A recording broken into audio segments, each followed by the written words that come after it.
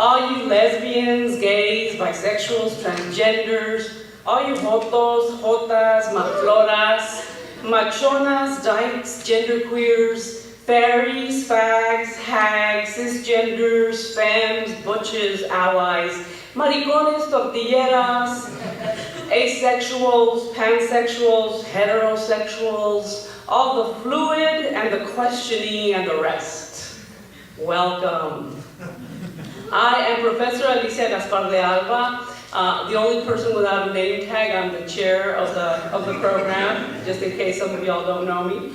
On behalf of our organizing committee and the LGBT Studies program at UCLA, I am very happy to welcome you this morning to qgrad 2014, Queers with Without Borders.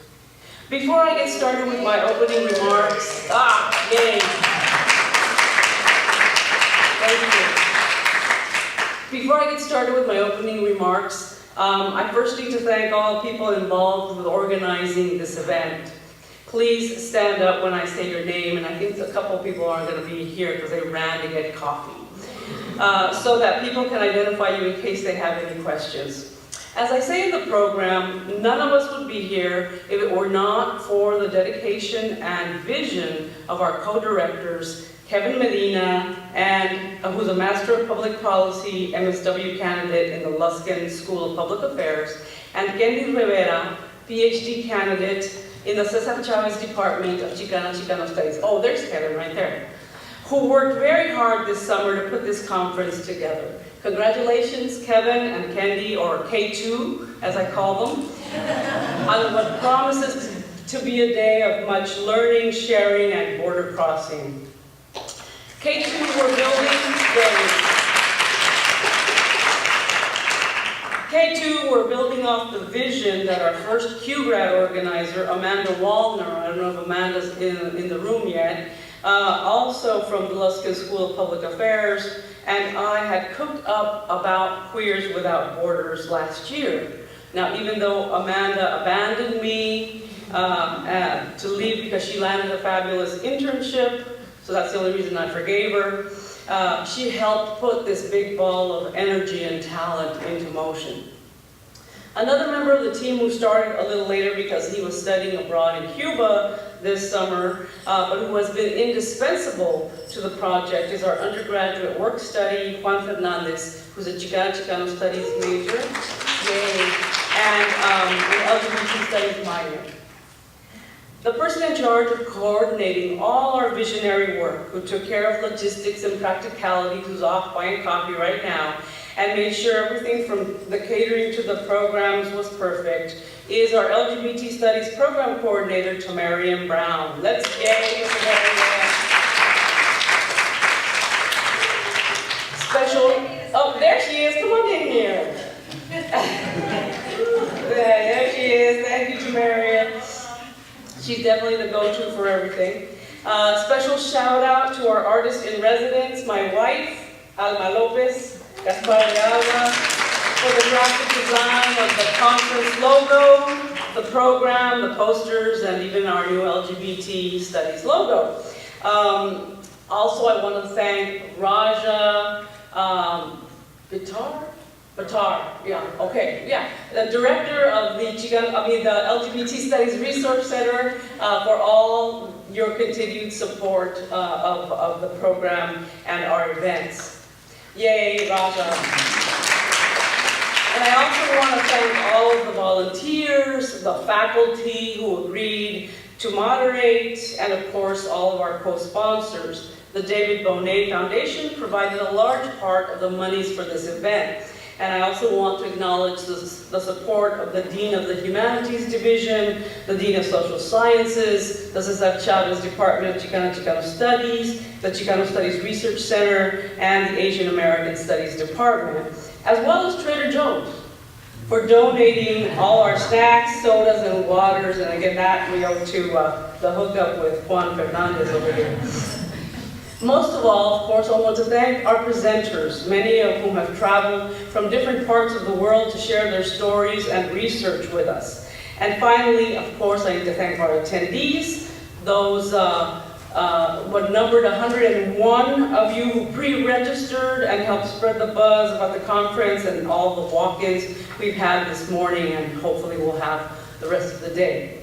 All right, so I'm done with finally thanking. You see how many people it takes to really put on any kind of event.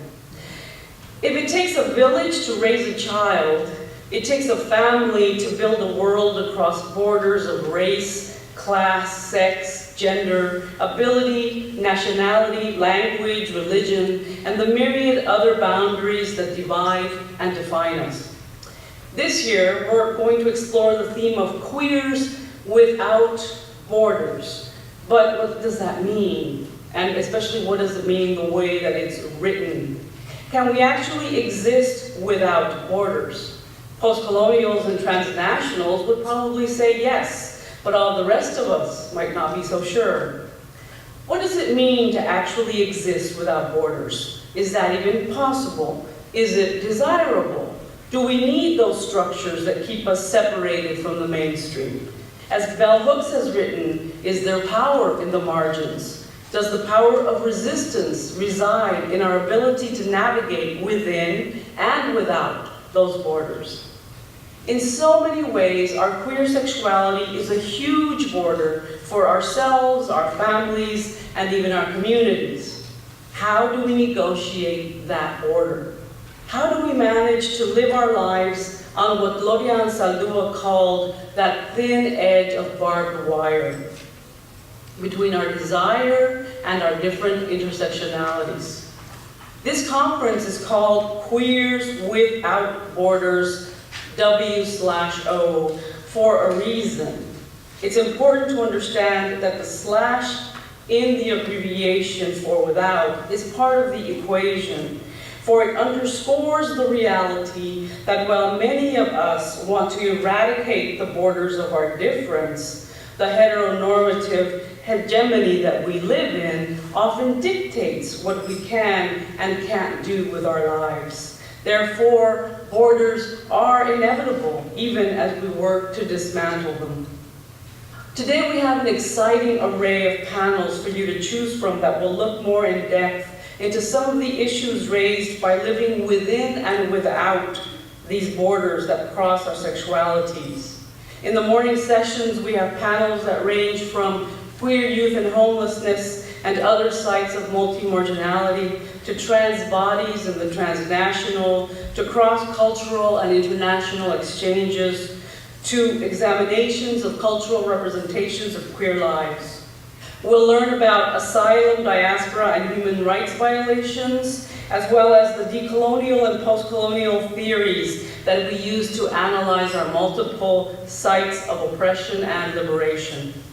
After lunch, we'll look at gay marriage and the rule of the courts, and Ana Lopez will host a discussion on the burning question, does marriage make us straight? We'll also probe queer health issues and transnational adoptions, and look into what it means to queer citizenship across time, space, and literature. Our roundtable in the afternoon will look at social media and activism, and our keynote duet will feature two shamelessly funny and incisive critiques by our guest speakers, Professors Emma Perez, right here in the front, and Professor Elizabeth Ladison, also right here in the front. We will round out the evening with a reception catered by Casablanca. I know that's what everybody's waiting for, and featuring the poetry of one of my former students and now an accomplished writer and performer, Claudia Rodriguez, who will be reading poetry from her forthcoming collection. In between, we will have good food, hopefully lots of coffee, and opportunities for networking and conversation. I hope you will stay as long as you can and enrich your mind and experience with the diverse and stimulating presentations we have scheduled for you today. If you find anything missing in the program, topics or areas that you think should have been represented, keep in mind that those who are here are those who responded to our call for papers, and hence those who have helped shape this year's qgrad Queers Without Borders conference. Nonetheless, we do appreciate your feedback, and we invite you to fill in our conference evaluation form that you'll find that's the blue sheet inside your conference folder. To reiterate what I say in the program, the first 50 people who turn in their evaluations will receive a free t-shirt or bag featuring our logo. We have volunteers that will lead the way to room 236, where all the panels in the A category are scheduled. All the B panels will be next door in 306, and all the C panels are right here in 314, as well as the roundtable and the keynote presentations. So now, without further ado, I invite us to kick off National Coming Out Week at UCLA and declare qgrad 2014 Queers Without Borders officially open. So let the conference begin. Thank you.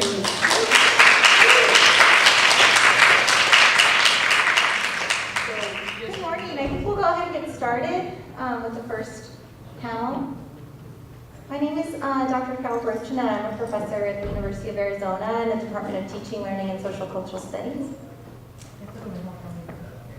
And the title of the panel today is Trans Bodies and the Transnational.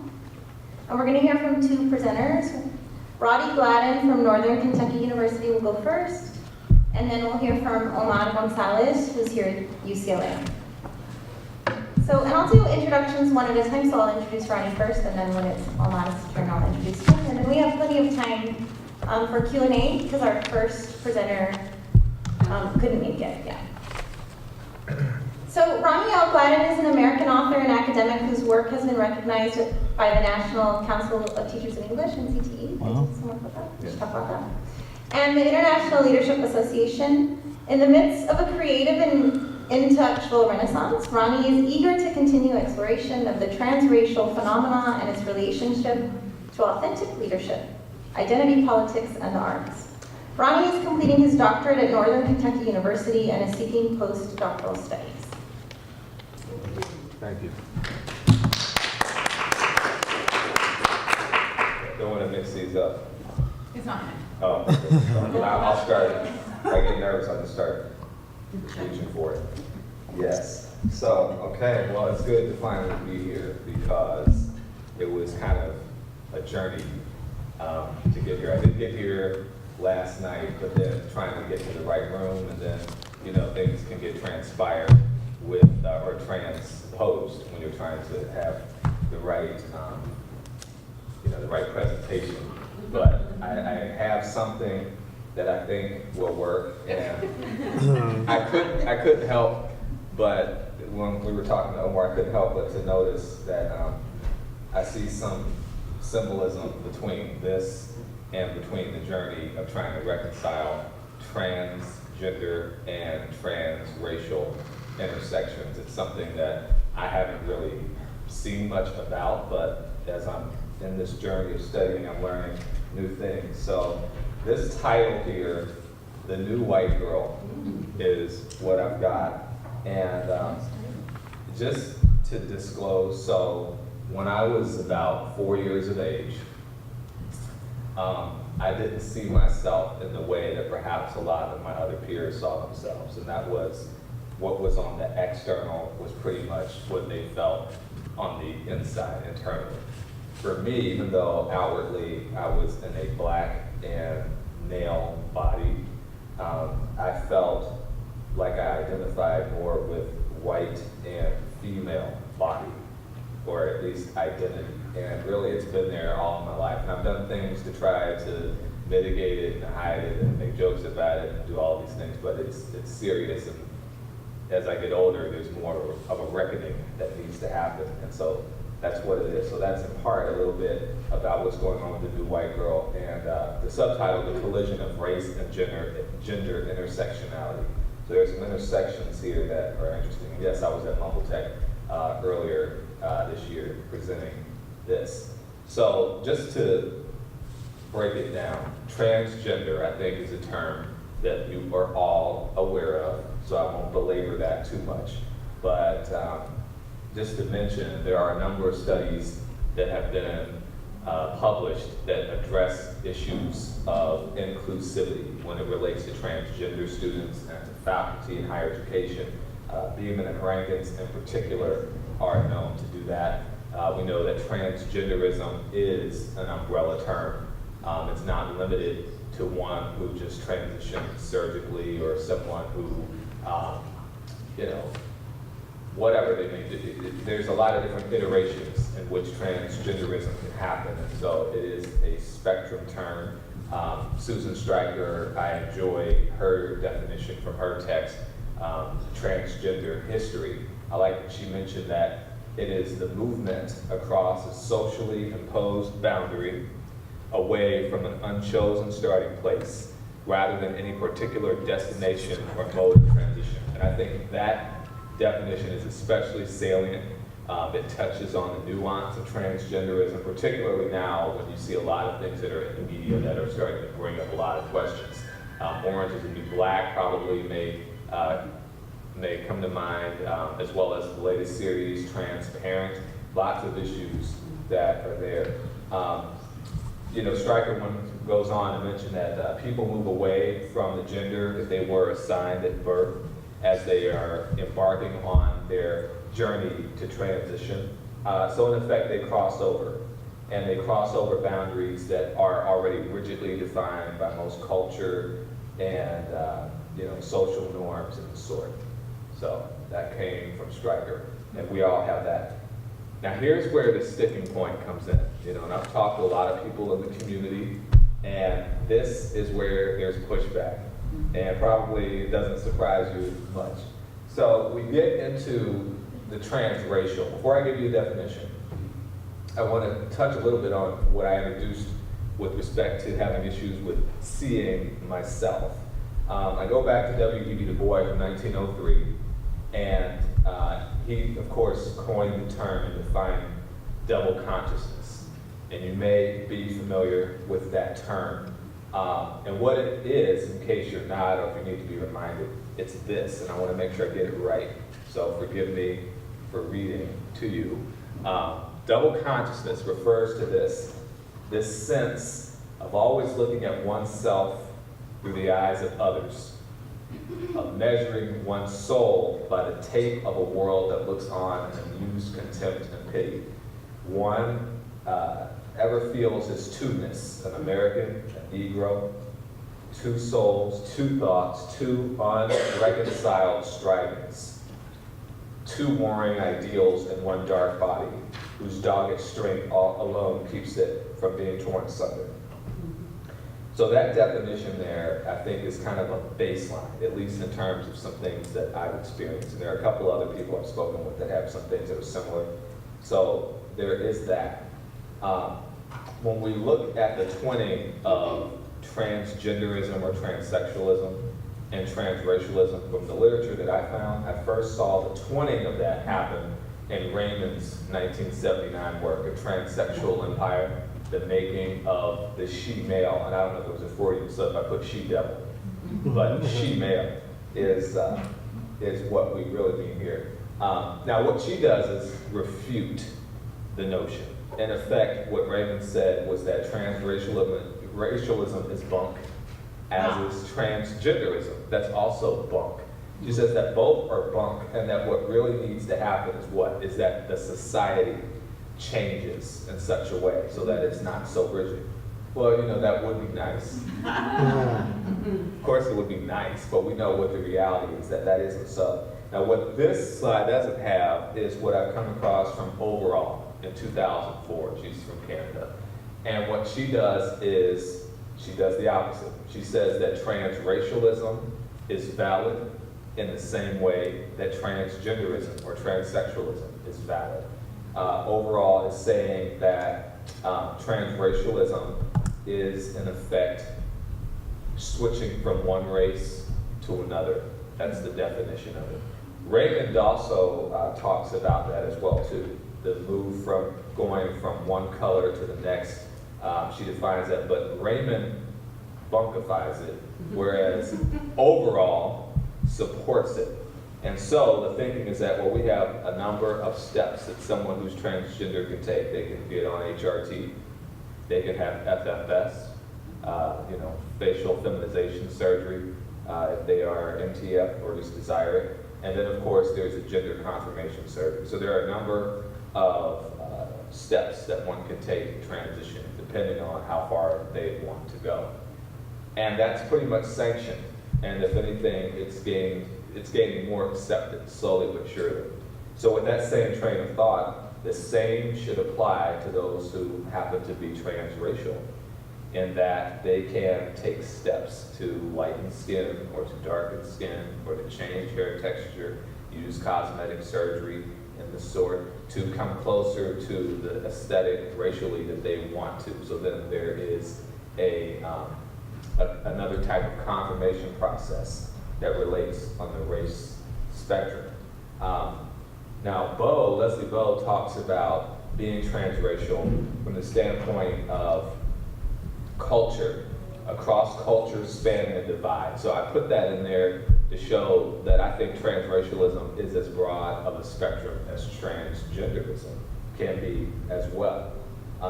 Bowe speaks of it from the standpoint of Asian identity disrupting or causing tension between the black and the white racial line.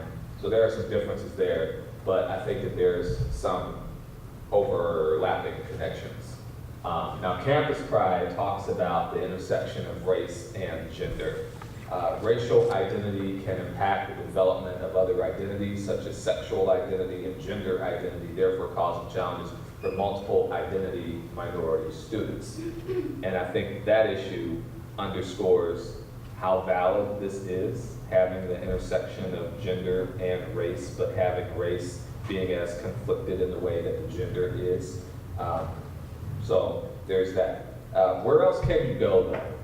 You know, at some point, you have so many different intersections that are of the abnormal variety, if you will, that you are almost as if you're a cultural nobody with no place else to go. And that's mentioned in Leslie Bowe's work. It's difficult when there isn't a lot of language there to get this point across. So it's tough. So what I have said is this, is that when you have transgenderism and then you have transracialism, you put those two together, you get transracial. Okay? Now this was the definition that I had before, and this one I don't like, this was earlier. Rather than say it's inverted gender and racial identities, I would say now that transracialism is conjoined misaligned gender identity along with the misaligned racial identity, and they both are working together, and that leads to transracialism. It doesn't have to be a black-white binary. It can come in different iterations. For instance, interestingly enough, someone I work with, he is in a white and male body, and he's Jewish, and he tells me that he was around the same age, he was about 4 years of age. He has identified more so with black female leanings. He says for him that archetype is Queen Latifah. You know, he felt more like that. For me, I say it's somewhere between Anne Hathaway or you know, or Winona Ryder or something like that. So that's a whole other kind of conversation, and I would love to come back for another panel and we can talk about that later. But just to give you some identity, and his name is Jeff, and his daughter is actually up at UC Berkeley. So he's very interesting. We talk about these things a lot. So this is expanding this definition, and as I'm finishing my doctoral work, it may continue to expand, but there's some work towards the language because I've gotten a lot of pushback, as you can imagine, from talking about this. So I do also say that this does function along the intersectionality continuum. And we know that when you're speaking of intersectionality, you're looking at the intersections of ableism, of age, of sexuality, of race, of gender, a lot of different things. And so with those collisions, you can get a lot of permutations for what one may identify with. And so this to me is just one of the possibilities that can happen from the continuum of intersectionality.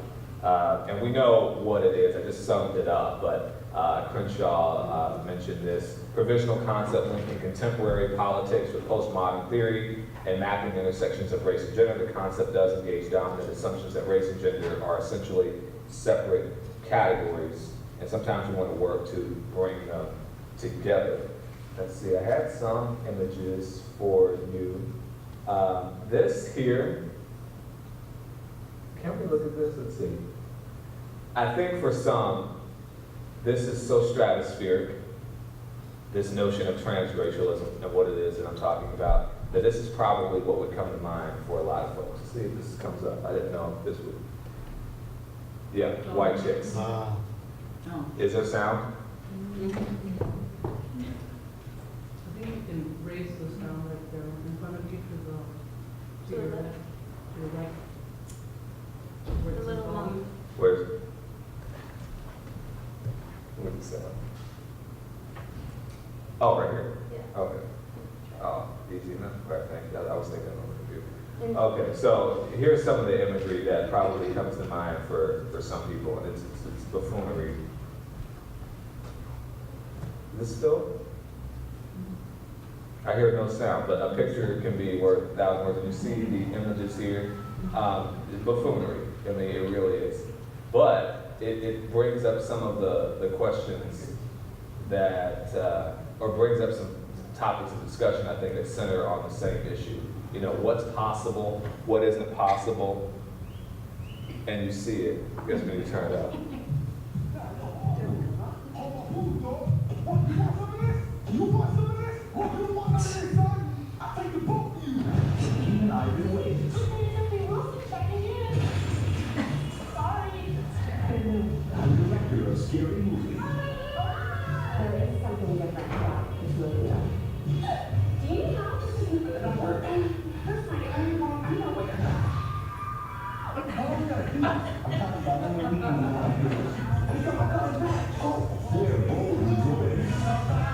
Where no black man has gone before. I don't see why I gotta go out with red thing on it. If you don't, you're gonna blow off color. But that don't mean I gotta go out with bumpy white girls, man. I'm totally captivated by the beauty. Hang out, man. Gotta get in there and just suck that right now.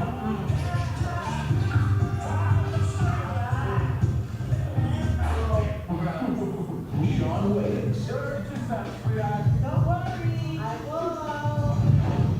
Marlon Wayans. It's the Beverly Hillbillies.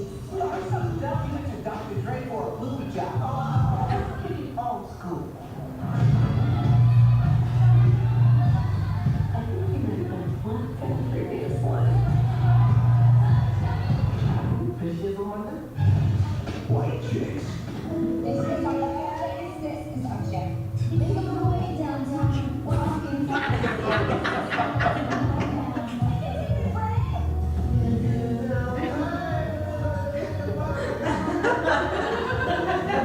All right. So, yeah. You know, I tell you what, that's how I have to get through. I have to laugh myself, and so that's some of what we've just seen there.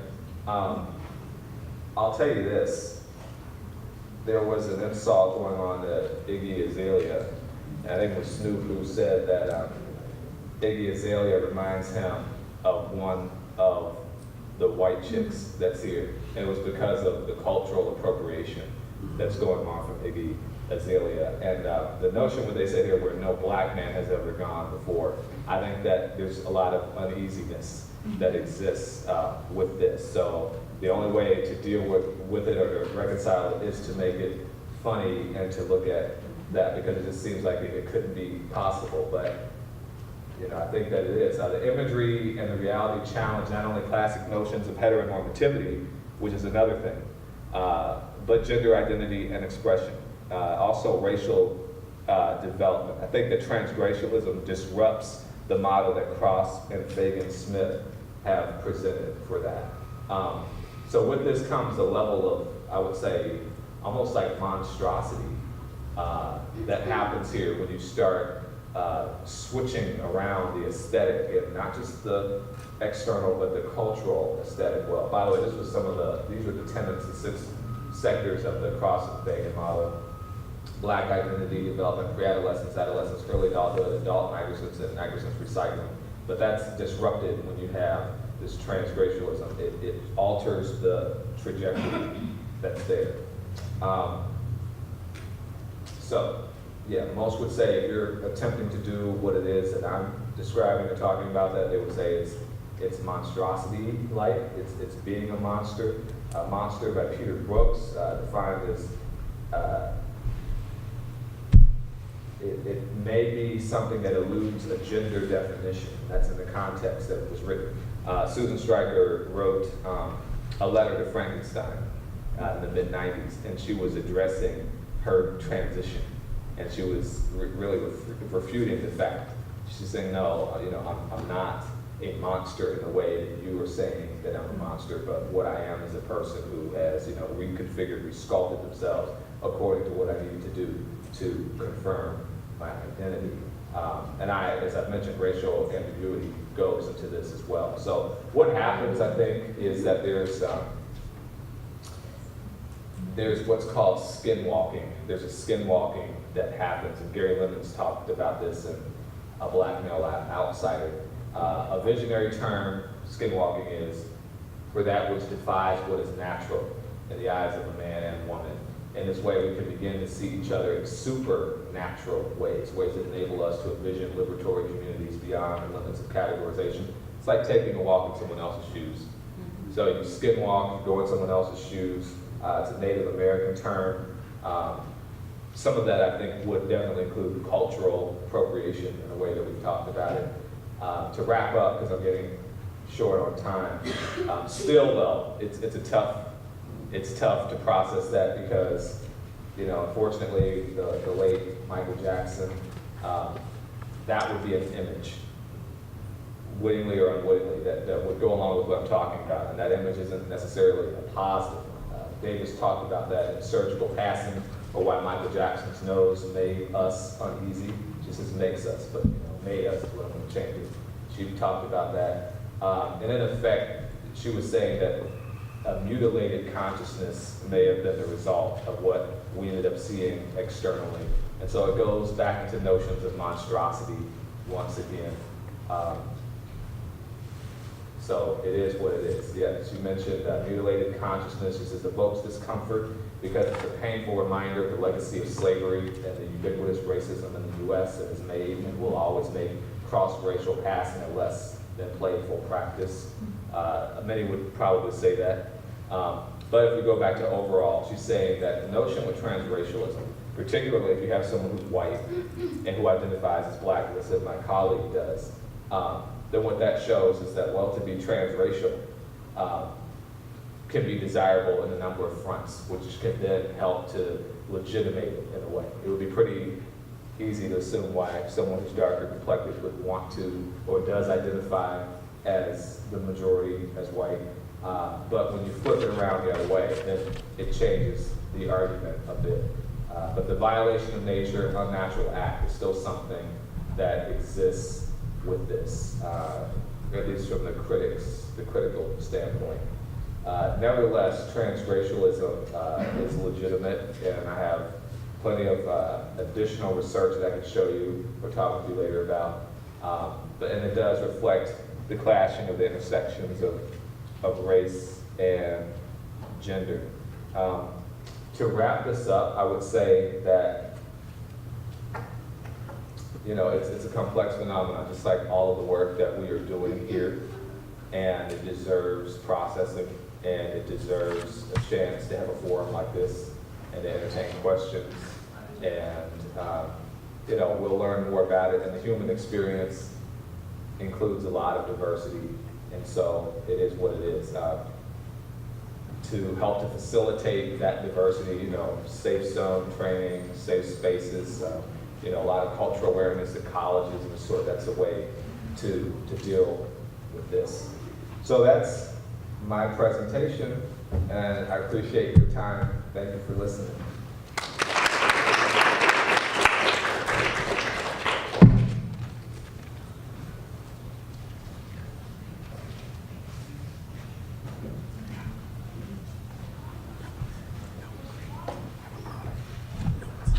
Thank you so much to Ronnie for that.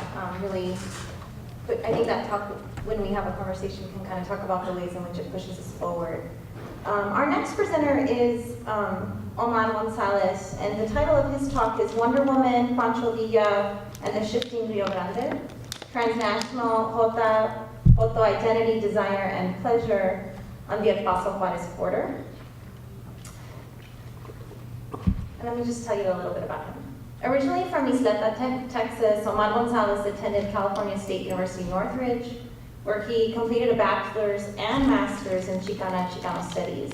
He's a third-year PhD student at UCLA and is currently studying for his qualifying exams. Omar has conducted qualitative research on queer Chicano identity and literature, focusing on the work of John Recchi.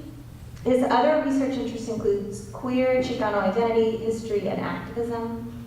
Additionally, he plans to explore the role of HIV in the queer Chicano community. His goal is to contribute to the growing body of scholarship on queer Chicanas and Latinas and to help eradicate the stigma of HIV. Can't wait to hear.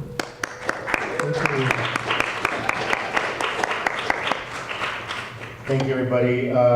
That was a wonderful presentation, and I have a lot to talk about. I used to want to be British. Okay, and I used to go so far as attempt a British accent when I was 11 to 14, because I grew up in the 70s and 80s, and that's when all the new British invasion. So Duran Duran and Wham, and then later The Cure, Depeche Mode, and Morrissey, The Smiths, and I disidentified with my community in Isleta, which are all indigenous people who are masquerading as Mexicans because of the internal colonialism there. And so I just went one further. I don't even want to be Mexican. I want to be Brit. I don't know why. I want to be British. That was yeah. And I tried that British accent. And I would say soy un inglés. That's yeah. So here is. Okay.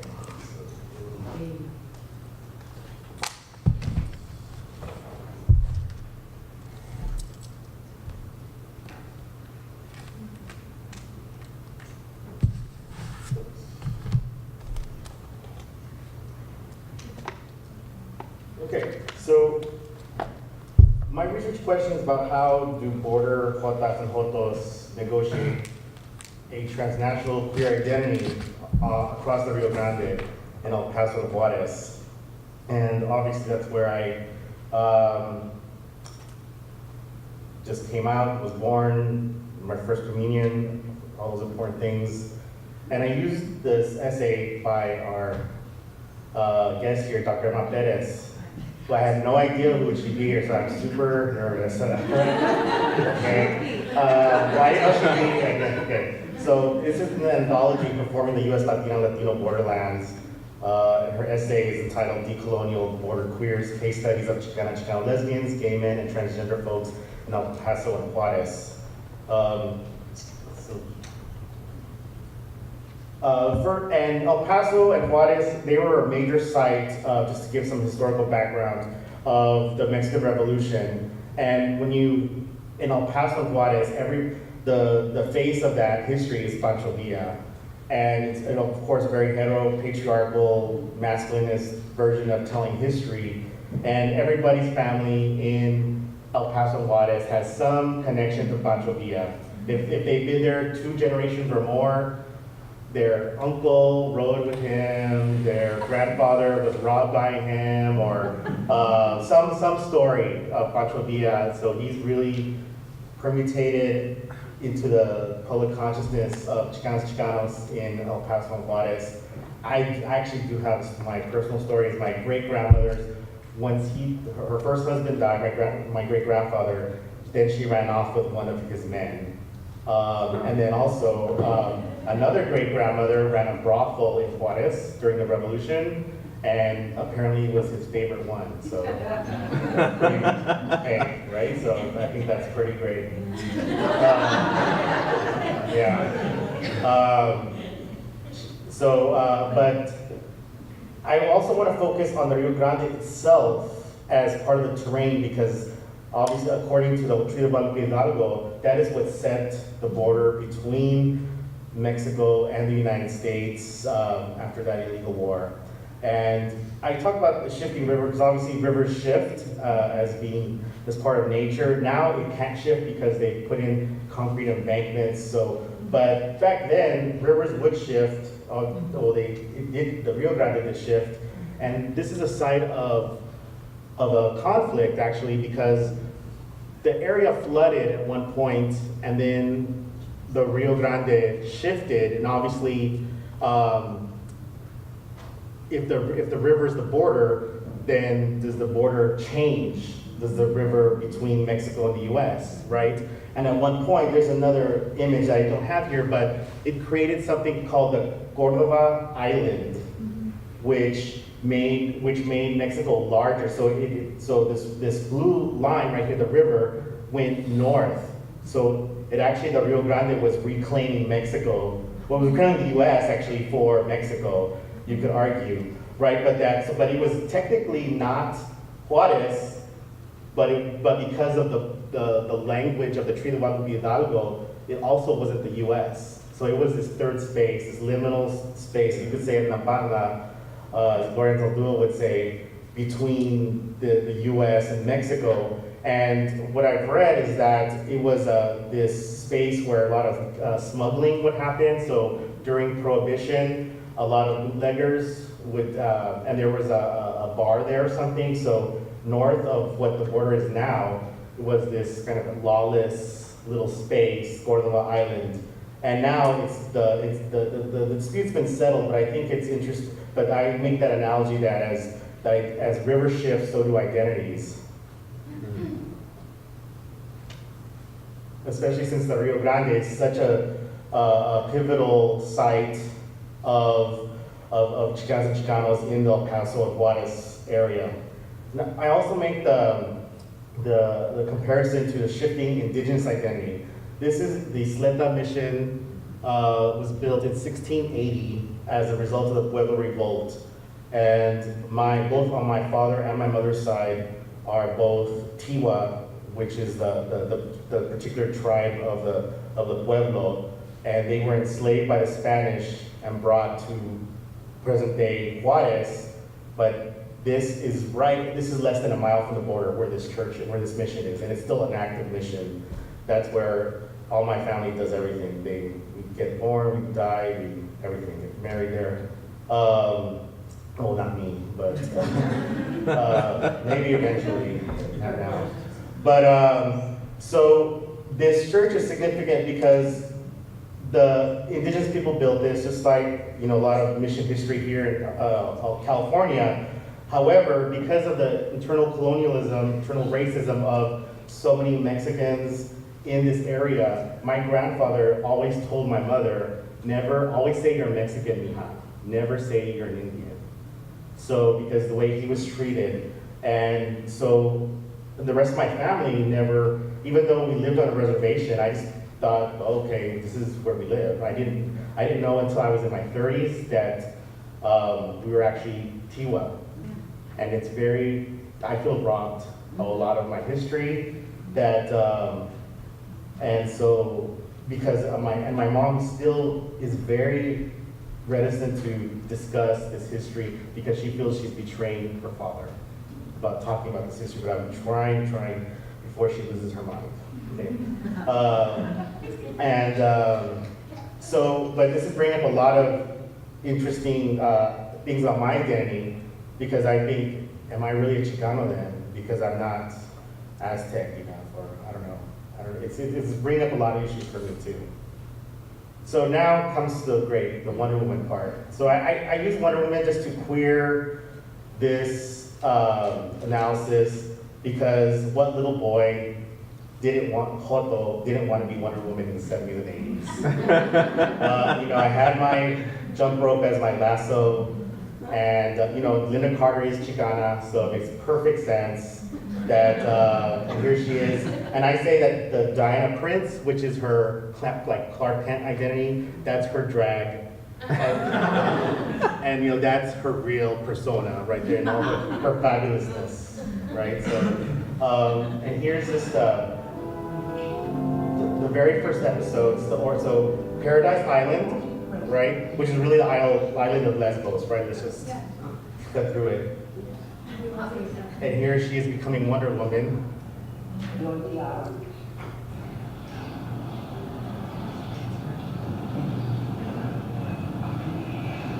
The costume of the secret belt of strength. The golden nassel of truth and unforgetfulness. The garb of justice. My daughter, they are yours.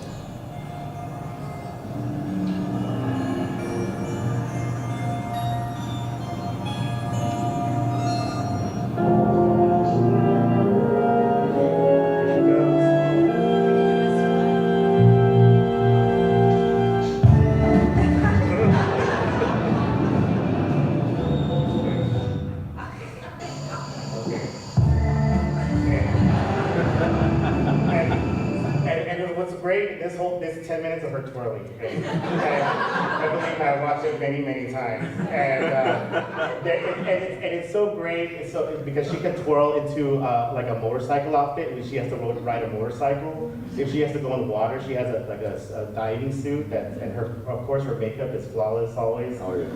And then for special occasions she has her cape, right? But why I use Wonder Woman is because in a lot of times in El Paso, growing up, even if we were queer only in certain spaces. So we were queer at the bar, at the old plantation, or other spaces. Or we wouldn't even say the name of the bar. We'd say, oh, are you going to the bar tonight? Because who knows who's listening, right? So most of us were Diana Prince, 20 hours a day, and then those 4, 5, 6, 7 hours, or however many hours we are at the bar, we become Wonder Woman. Okay, so this is an important text to bring out the gender, to bring out gender equity in border history. And this is a great text by David Dorado Romo, Ringside Seat to Revolution. And here he discusses this woman, Carmelita Torres, and I can't find a picture of her. I don't know if one of her exists, but if you see what's happening here, the INS, or now ICE, they would inspect all Mexicans coming across the border because, of course, we all had lice and we're diseased, right? Which makes it's an interesting parallel to Ebola now and to HIV and Ebola, to think about it. But if you see, they're getting inspected and they're all stripped naked, and they did this to the women too. They were often doused in kerosene to cleanse them. So, and this was done to women also, like I said, and Carmelita Torres was 17 years old in 1917, and she led a rebellion against this behavior.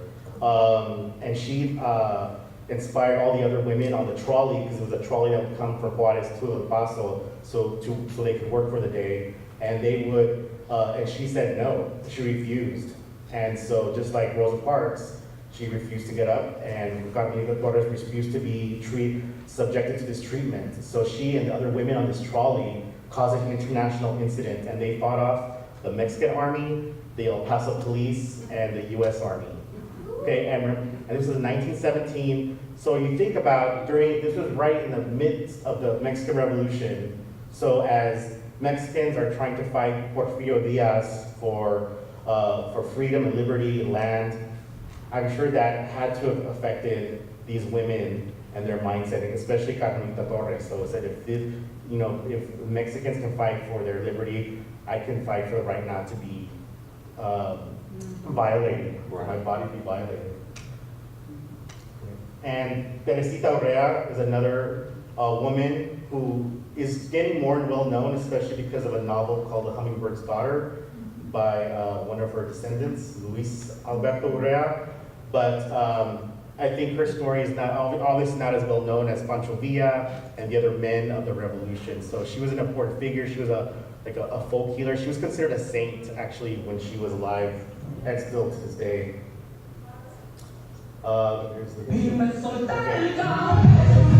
And this, sorry for the context, yeah. So I put it in the doors of the church just for, irony. And this is a gay pride parade in Juarez. In 2009, it was their 5th one. And during that time, Juarez was named the most dangerous city in the world, right, because of the cartel killings. And in this area, in downtown Juarez, there are lots of cartel murders, I mean, in broad daylight. So I think that this is when I saw this and I started to do more research, I met people from organizations, because apparently there's lots of LGBT organizations in Juarez right now, and which I think is amazing and wonderful. And I think that for these LGBT people to, in the face of this cartel violence, for them to do a gay pride parade, but obviously there's no absolute logos, it's not West Hollywood Pride, but they are being very rascuache, right? Which is a concept that, if you grew up working class, and Chicano or Mexican, Chicano-Mexican, then you know what rascuachismo is. It's all making do with what you have, right? And surviving despite the odds. And so here's a short little excerpt.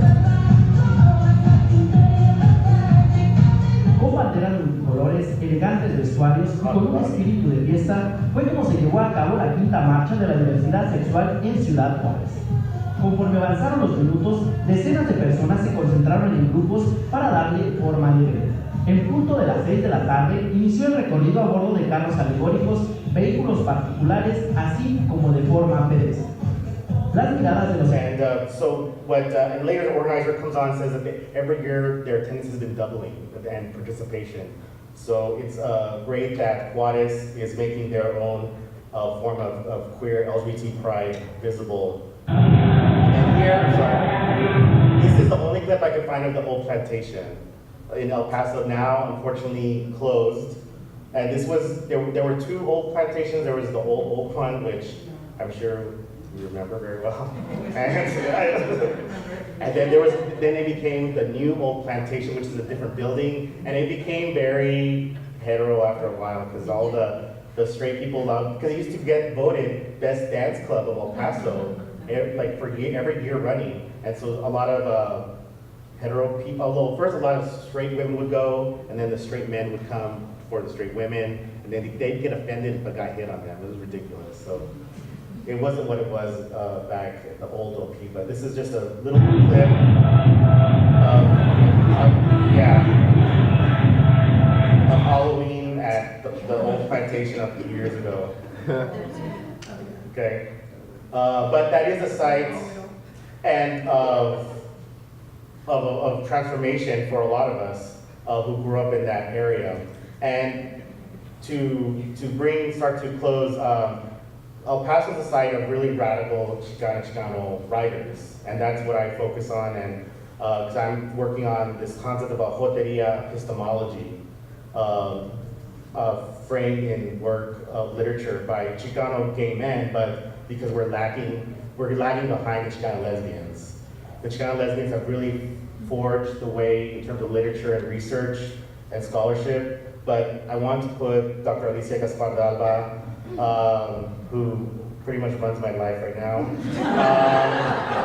But I think it's important to realize that this radical Chicana, how she formed her own identity, her own social location in such an impressive place as El Paso. So here she is. I found this great clip of her giving a talk about the Juarez murders, the femicides, and that she fictionalized in her novel Desert Blood, the Juarez murders. And then now to the 3 authors that I'm focusing on. Benjamin Saenz is a prolific author now. He's writing so much, and I urge you, if you just read a novel of his, Dante and Aristotle Discover the Secrets of the Universe, it's young adult fiction, but it's one of those novels that, damn, I wish I had this when I was 16. These 2 Chicano boys, teenagers, who discover their desire for each other. Set in the 80s too, so I loved it, set in the 80s. And so Benjamin Saenz is a wonderful person, and his writing is very significant now. Arturo Islas, unfortunately passed away from complications due to AIDS, and he wrote one of the classics of Chicano literature, The Rain God, which discusses a lot of issues of internalized colonialism, especially against the indigenous within us. And his work is very important. But and then finally, John Ritchie, who City of Night is, I mean, and for one, he's Chicano, okay? The protagonist of City of Night is Chicano. No, there's no questioning it, okay? So, and he's never been ashamed or trying to pass as white. So it's really interesting because people have always put this white identity to him. Yeah. Because his surname is Scottish, even though his father was from Mexico, and obviously his phenotype is very white. And the teacher changed his name from Juan to John, because he said you could pass for white, don't go by Juan, or you just go by John. Right. So he left it because to remind you that. So and then finally, there's just like This Bridge Called My Back and Chicana Lesbians by Carlos Trujillo are so foundational. Finally, the queer Chicano men have gotten their act together and put out an anthology that I think is really important, and it's to evoke Shri Moraga's foundational essay, Queer Aslan. So this is Queer in Aslan, Chicano Male Recollections of Consciousness and Coming Out, and I have 2 pieces in there just to plug it. Okay, but it's very important because it's, again, the first queer, specifically Chicano anthology. And I write a lot about my experiences because I identify as a queer pause, Pocho Puto Pisces del Paso, right? Because how could this boy be anything but a raging, Jota, decolonial, border queer?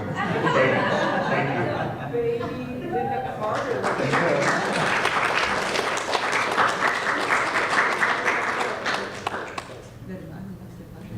Okay. Oh, I love that. So I think that we should give everybody. And I'm gonna open it up to Q&A. rocked. So Thanks, plenty you of too. time. Do you want to sit there or moderate you down here? I think I'll moderate you down here.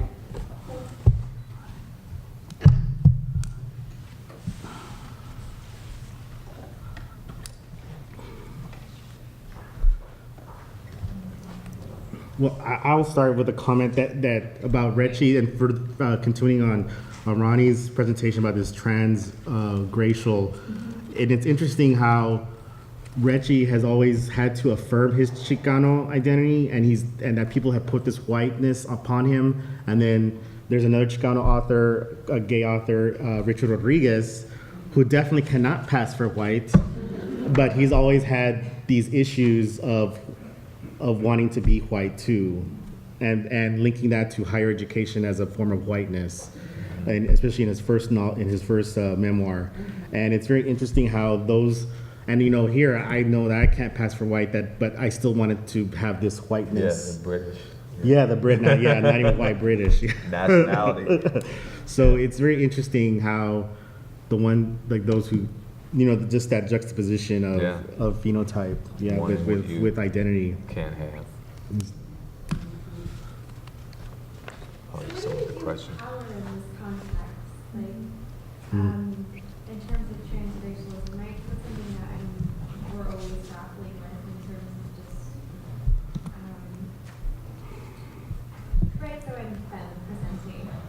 So I pass in a lot of spaces but it opens you up to a lot of violence, hearing comments being made, or comments getting directed towards you. Sure. But I always have to be really aware also being pansexual if I'm partnered in a situation where I'm friends heterosexual or something like that. So something that I'm always really aware of, even in terms of the work that I'm doing with trans folk, is constantly negotiating my own shifting side of power. So how do you negotiate that in what you're doing? Just how do you cope with that? It's a lot, not just intellectually, but spiritually, emotionally. Absolutely. Yeah, it bleeds into a lot of other categories in my life. So And that's a good question. I mean, I really don't have a direct answer for that, but one thing that I've been attracted to is to learn, and so being involved in education has helped with that, and I have a background in the arts that helped. Anything that I could immerse myself into like abstractions, because by doing that, then nothing is really rigid or nothing is exactly as concrete as others may assign it to be. So then that's the level of the fluidity that's there. So the language is the other thing too, because I was talking about that, needing to have a language for what's going on here, and that helps. So having a language and then being in abstractions, and I guess being lucky, we're lucky enough to be born around the same time, late 70s for me. So in the 80s and 90s is when I was growing up. So it's nice that we had what we had to deal with, because for us, David Bowie and Michael Jackson and Prince and Boy George, we had that. Whereas our parents, they had John Wayne and all this stuff. So my father looks like OJ, but that's a whole other. He really does. That's a whole other discussion. But then we fast forward to where we are now, and it's kind of like what Bill Maher was saying. We won the lottery in terms of being born in the time that we are, given all of these advances that are happening. So the power comes from, ironically, in some ways, some of the things that Raymond was talking about in Transsexual Empire, that notion of society changing. And not that we have to, per se, align with that, but just knowing that there is a little bit more tolerance and more, reception, helps. So that's kind of my answer to that. Rambling. I wanted to comment just on how well those two papers, combined and expanded and spoke to each other. I really liked, that combination of work. And I think that it gives a lot to talk about and think about, especially this notion of the transracial. I like how you wrote it down and everything. So I wanted to talk to Omar a little more regarding the gay pride parade images that you showed for Juarez, and then the little bit of that you showed from the OP. I'm wondering if did you find any gay pride, anything for El Paso? Yes, I did, and I didn't show it because I wanted to focus on the OP, and it's really interesting. The El Paso gay pride is very sparsely attended. Right. It doesn't. And the one in Juarez is much more attended. Well, I thought it might be good to juxtapose them. Maybe even side by side, because that really makes a very important point. And also to do the same thing with the bars, because there's so many bars in Juarez. Yeah, I couldn't find any videos of bars in Juarez. No.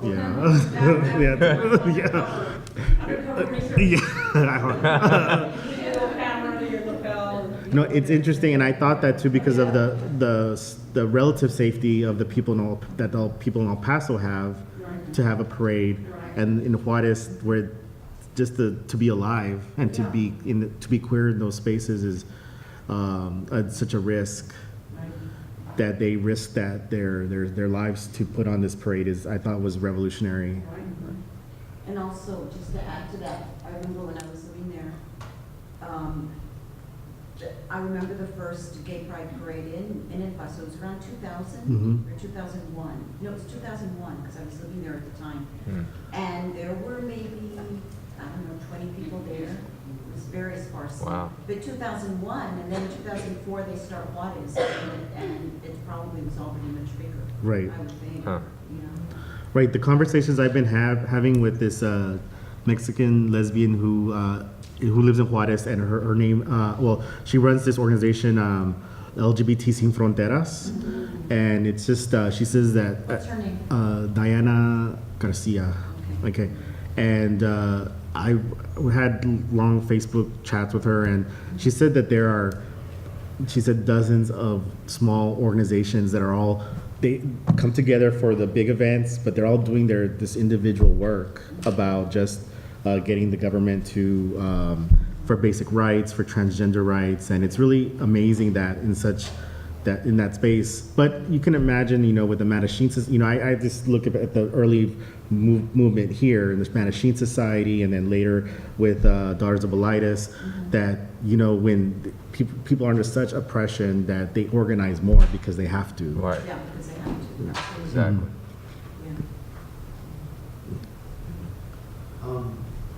You know, I'm really interested in this idea of transracial, right? Yes. How that might be mapped on to trans mujeres or trans men for Latinas y Latinos here in the United States, and how that even can help us work out our some of our politics, right? Sure. The fluidity within our politics.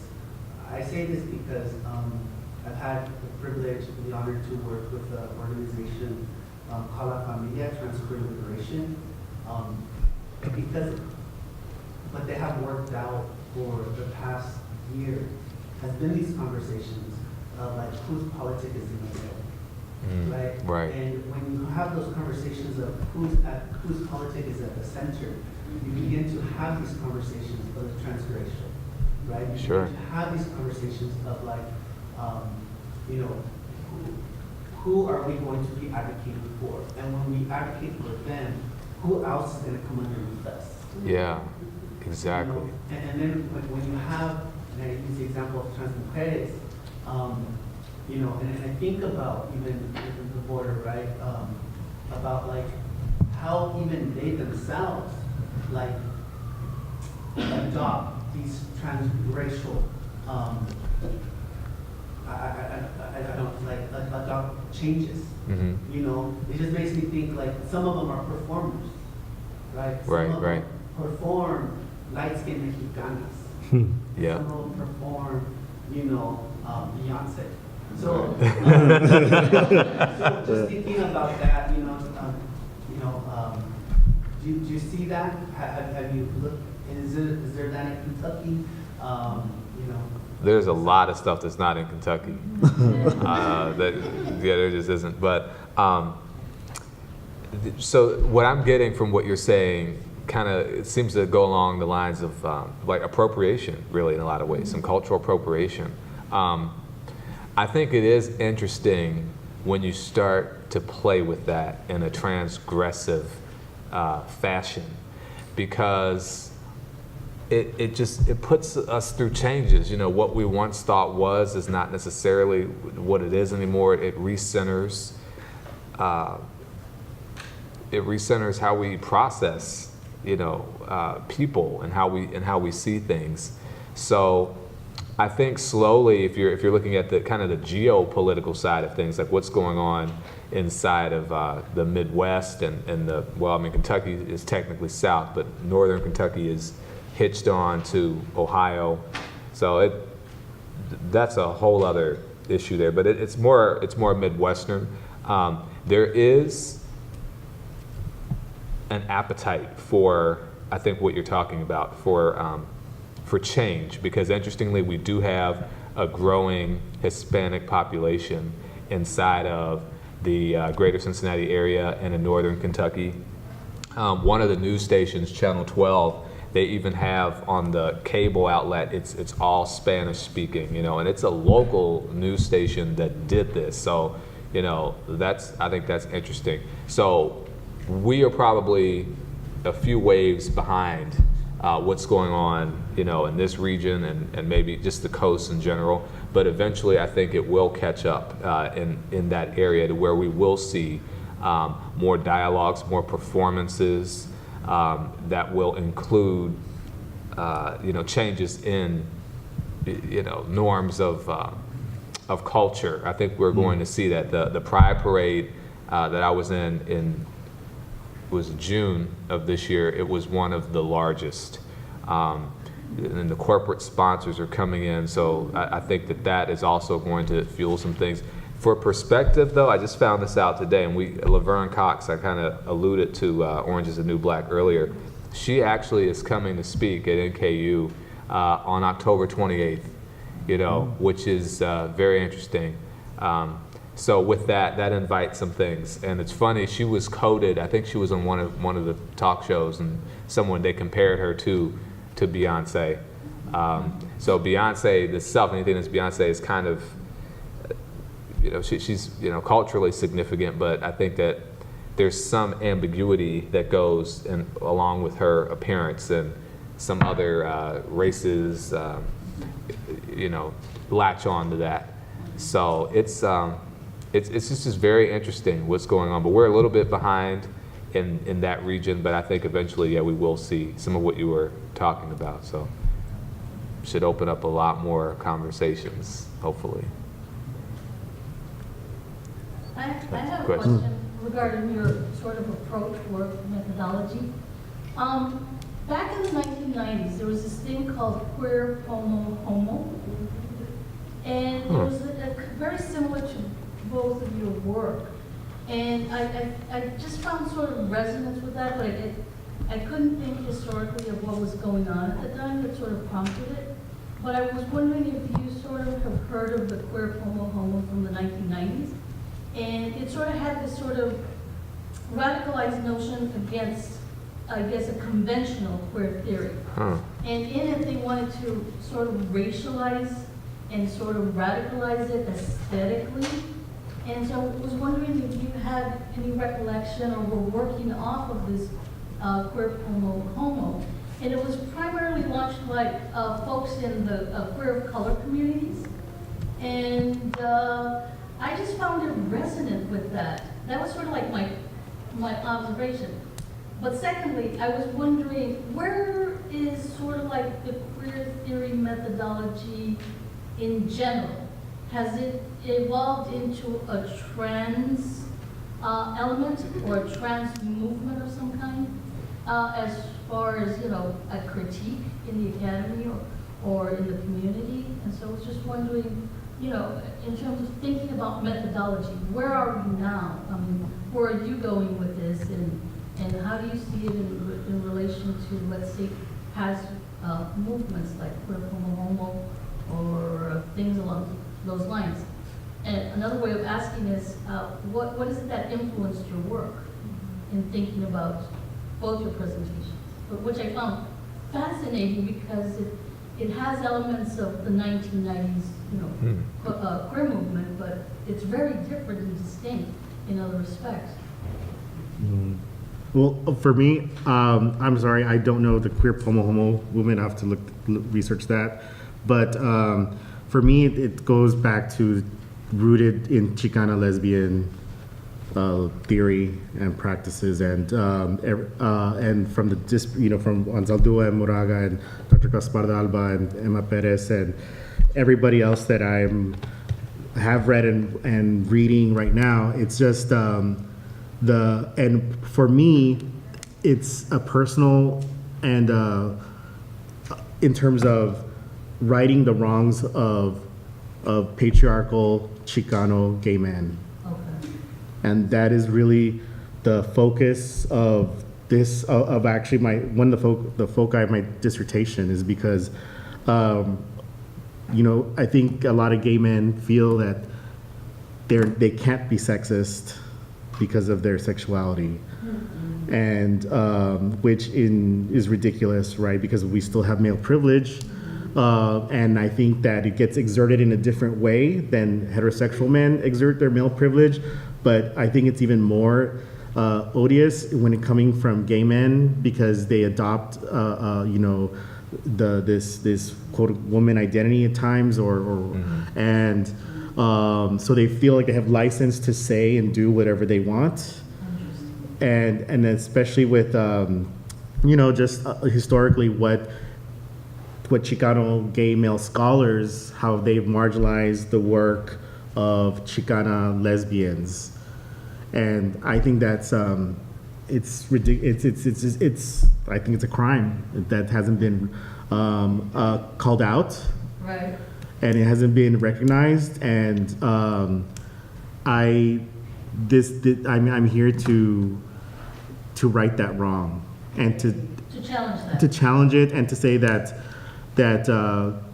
gay as queer Chicano men, we still, yes, we're marginalized, but we have privilege and without the Chicano lesbians getting together, because of course Retchie was writing, I mean, by the time this Bridge Called My Back came out, he had already written half his novels, but there was no collective amongst. And actually, I found out from Benjamin. Oh, I shouldn't this cheese man. Is that okay? Okay, it's like okay.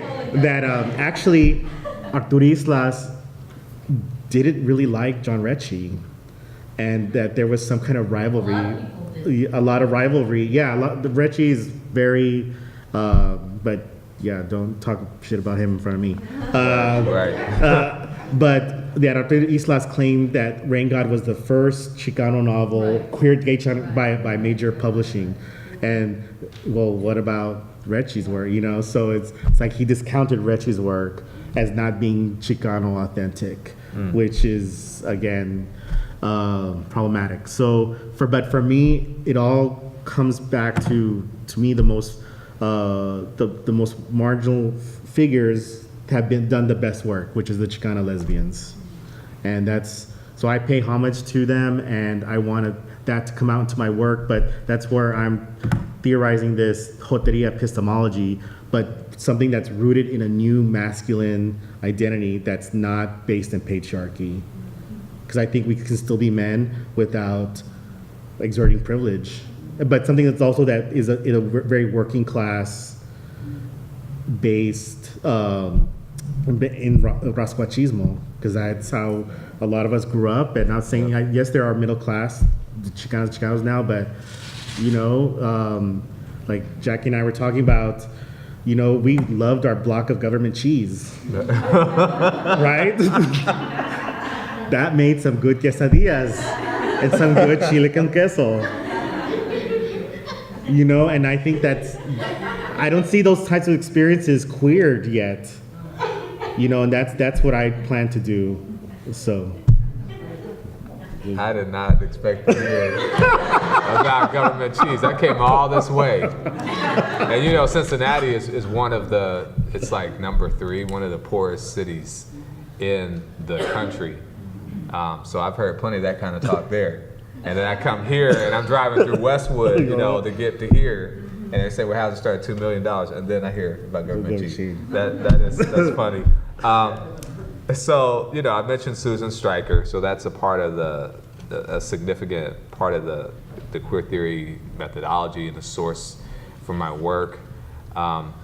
But one I did not mention because the queer homo, that term sounds vaguely familiar to me, but I'm like you, I'm not that familiar with it. But something that did come out in that time in the mid-90s, it was Judith Halperstam's skin shows.